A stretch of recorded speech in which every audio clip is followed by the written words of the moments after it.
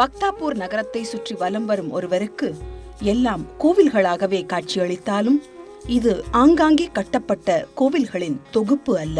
மிகச்சரியாக வடிவமைக்கப்பட்ட இந்த நகரம் 9 பிரிவுகளாக பிரிக்கப்பட்டு மத்தியில் வட்ட வடிவ அமைப்பும் அதனை சுற்றி 8 திசைகளில் 8 கோவில்களும் ஒரு தாமரையின் வடிவம் போல அந்த நகரமே அமைக்கப்பட்டுள்ளது. அஷ்டமாத்திரிகைகள், அதாவது 8 அம்மன் கோவில்கள் சரியாக அந்த நகரத்தின் 8 திசைகளில் அமைந்துள்ளது.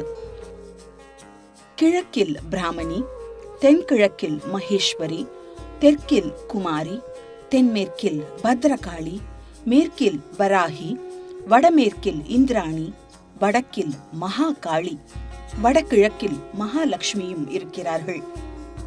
திசைக்காட்டியில் பார்க்கும்போது ஒவ்வொரு தேவியும் சரியாக இந்த 8 திசைகளில் அமைக்கப்பட்டுள்ளது. இந்த சக்தி வட்டத்தின் நடுவில் தேவி திரிபுர சுந்தரி இருக்கிறாள். இந்த சக்தி வடிவம் ஒரு சிறு மண்டலமாக பக்தபூர் நகரத்தையே ஒரு யந்திரத்தை போல உருவாக்கியுள்ளது.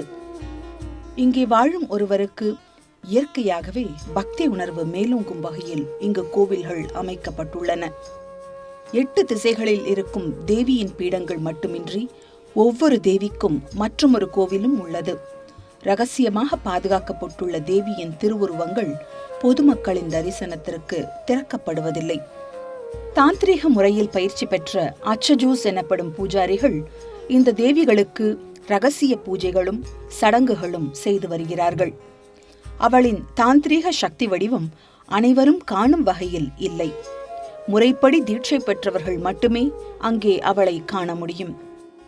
பிஸ்கட் ஜாத்ரா என நேபாள மொழியில் அழைக்கப்படும் தேவியின் வீதி ஊர்வலத்தின் போது மட்டுமே தேவி வெளியே பொதுமக்கள் பார்வைக்கு எடுத்து வரப்படுகிறாள்.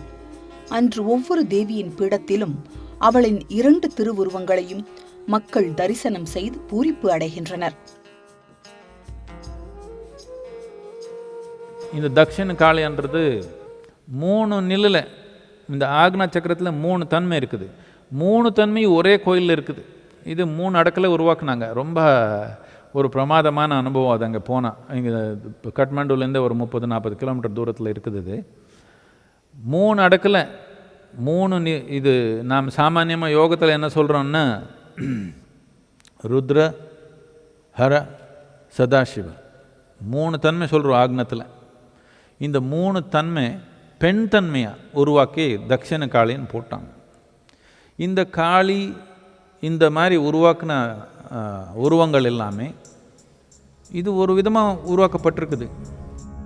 காட்மாண்டுவிலிருந்து தென்மேற்கே பார்பிங் என்ற கிராமத்திற்கு அருகே அமைந்துள்ளது தக்ஷிண காளி கோவில். நேபாள தேசத்தில் மகாகாளிக்காக அர்ப்பணிக்கப்பட்ட முக்கியமான கோவில் இது. தக்ஷிண காளி கோவில் காளி மாதாவிற்காக பிரத்யேகமாக வடிவமைக்கப்பட்டுள்ளது.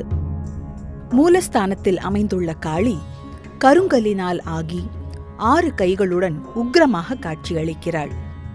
கீழே வணங்கி கிடக்கும் சிவனின் உடலின் மேல் அவள் நின்று கொண்டிருக்கும் காட்சி உக்கிரத்திலும் உக்கிரமாய் நம் கண்களுக்கு விருந்தளிக்கிறது, உள்ளங்களுக்கு அருள் வழங்குகிறது.